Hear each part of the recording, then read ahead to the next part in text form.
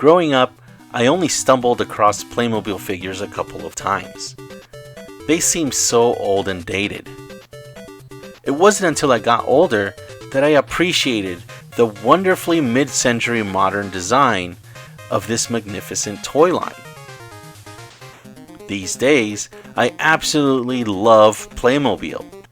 I appreciate what it brought to the toy table at the time and even today. In this episode, we'll be taking a look at Playmobil's history from its beginnings to what it's currently releasing as of this recording.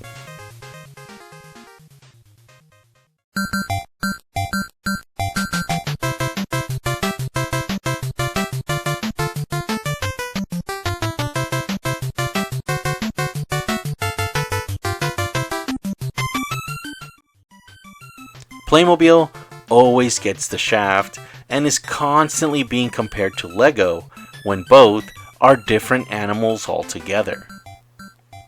The Danish Lego began in 1949, with bricks from 1958 still being able to interlock with modern bricks. The German Playmobil began in 1974, with the playsets, vehicles, and accessories always being compatible. Lego's first minifigure was introduced in 1978. Playmobil always had figures since its beginning in 1974. Uh-oh. For those who think Playmobil ripped off Lego, one could say it went the other way around now, couldn't they? Let's go to the very beginning of Bandit.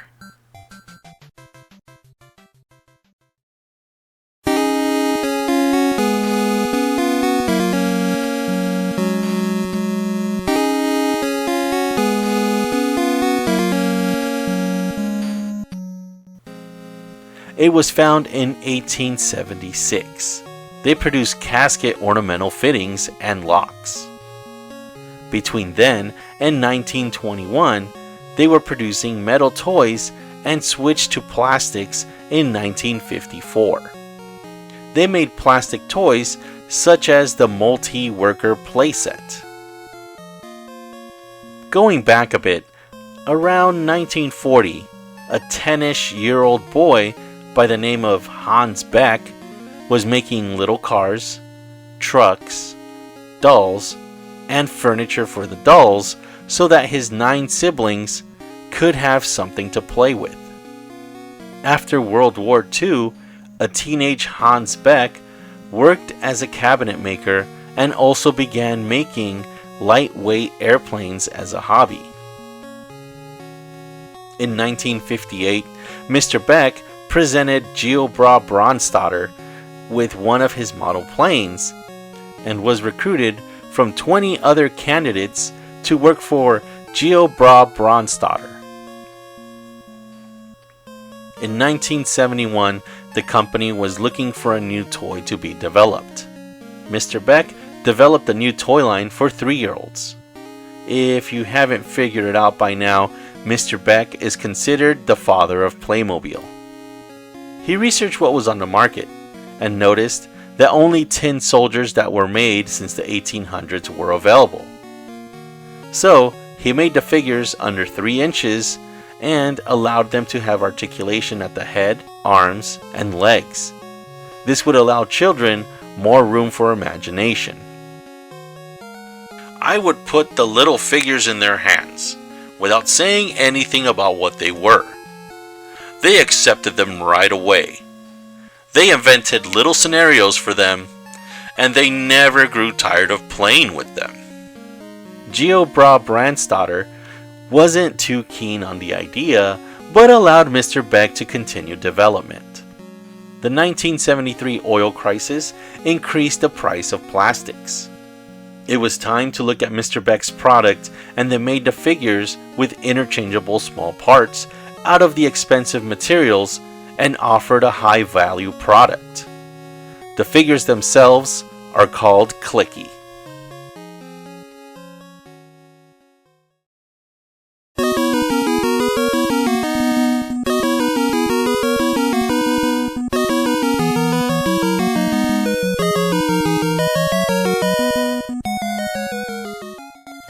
prototypes for the clicky had rounded hair, which eventually became a peg for hats, helmets, and other headgear to be attached. In 1974, the first 3 Playmobil sets included Castle, Construction, and at the time, Indians or Native Americans. Oof. The clicky were patented as figure with open bottom.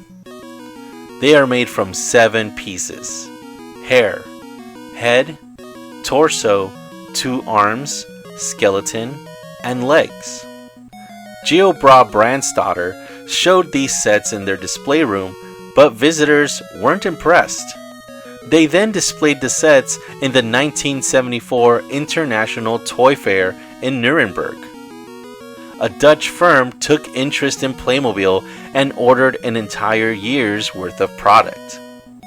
By the end of the year, GeoBra made 3 million Deutschmarks, or about 5 million USD in 2021.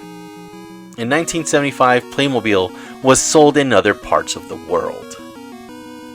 I got the deluxe sets for Castle, Construction, and Native Americans. Oof. Since my boxes are in English, I'm going to assume that they aren't from 1974. I love these early sets, and yes, there are differences with these old clicky and the current classic ones. The 1970s clicky have hair that is a little on the translucent side. It feels softer than the hard plastic used on the bodies. It can also scratch much easier. There are 2 hairstyles, boys and girls, who were introduced in 1976. The earliest clicky had their faces painted, but soon after, most of the heads were made of 3 parts: hair, face, and head. The eyes and mouth are made from a brown plastic. I guess you could say that it's the skull.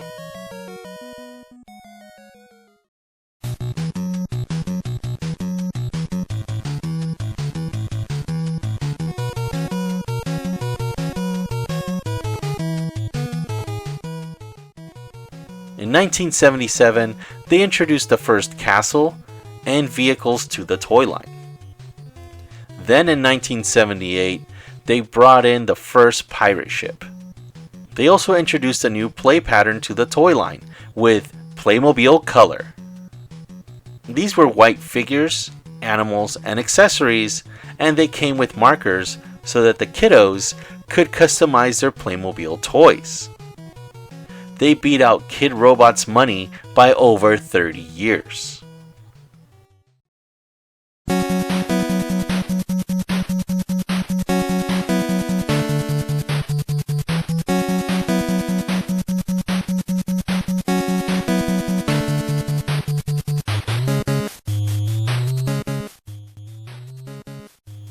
Moving on to the 80s, they added more themes and ideas into the toy line. Trains, Playmo Space, clicky children and babies, chubby guys, long skirts, and boobs for the female clicky. Even though the rest of the world was enjoying Playmobil, they didn't arrive to the US until 1982 and was distributed by Shopper, known for their Cootie, Ants in the Pants, and Don't Spill the Beans games. Stomper Cars, Super Jocks, Animax, and Filmation Ghostbusters were also part of Shopper.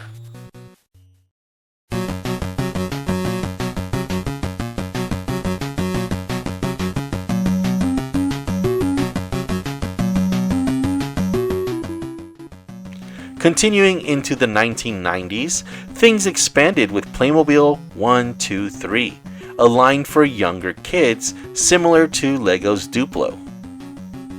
They opened a Playmobil fun park in Zurendorf. In 1994, the first religious clicky was introduced, the Wandering Monk. In 1996, the first Playmobil Advent calendar was sold, and later new plastics were brought into the line with their new killer whale figure. It was made from a softer, rubbery plastic. In 1997, the train became remote controlled, the police car got lights, and System X came into play. System X was the new way the buildings were made. They used small pegs and a key to attach into walls and whatnot.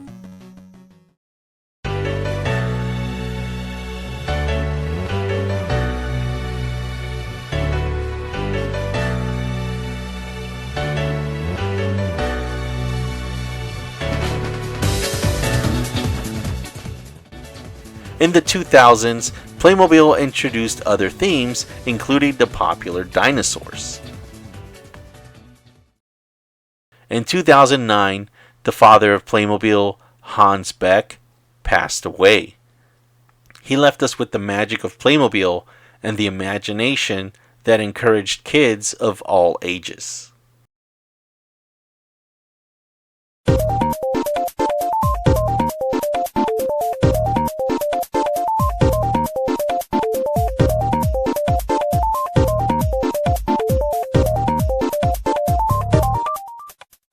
In the 2010s, Playmobil collaborated with Funko to make 6-inch Clicky from different franchises, which boosted their visibility to collectors.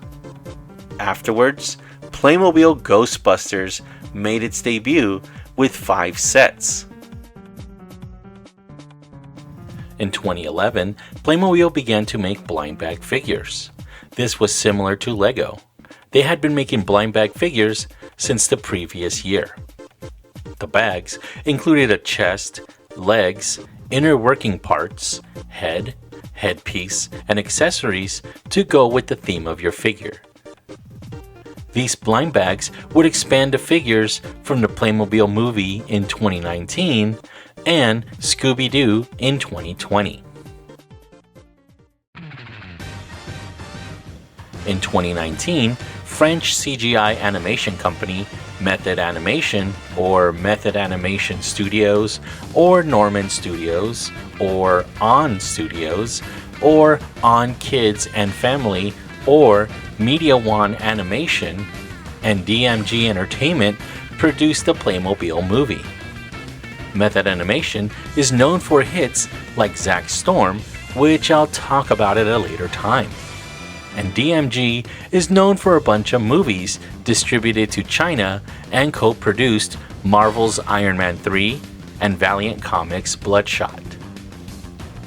The Playmobil movie was a complete bomb, and as always, it was consistently being compared to the Lego movie. As stated earlier, Playmobil also released individual blind bag figures based on the movie. These figures would eventually make their way to Dollar Tree.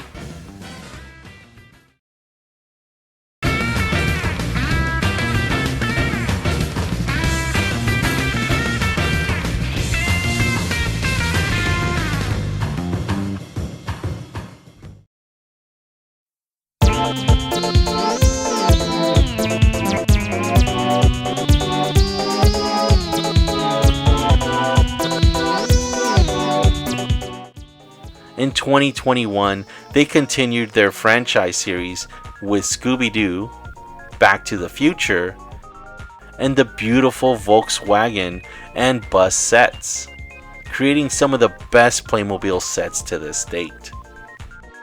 Continuing with the franchise series, in 2022, they released A-Team, James Bond,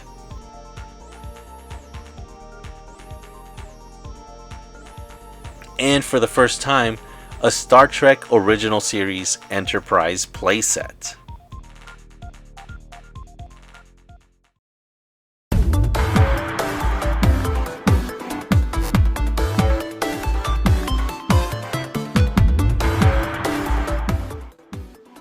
Playmobil has won a few Toy of the Year awards, including the 1975 Netherlands Toy of the Year, the 1977 Netherlands Toy of the Year went to Playmobil Play People.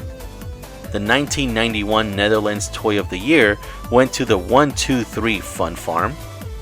In 1992, Netherlands Toy of the Year went to the New Dentist Office. In 2020, Outdoors Toy of the Year went to the Mars PlayStation. And the 2021 Vehicle Toy of the Year went to the Back to the Future DeLorean Time Machine, just to name a few. I always thought that Playmobil was a little kid's brand that was only around from the 70s to the 80s. But it's so much more than that.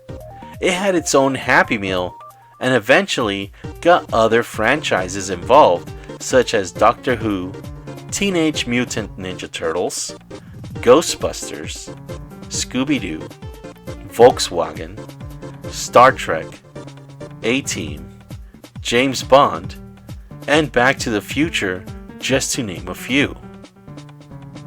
My first set was the Ghostbusters sets, and I've been hooked ever since.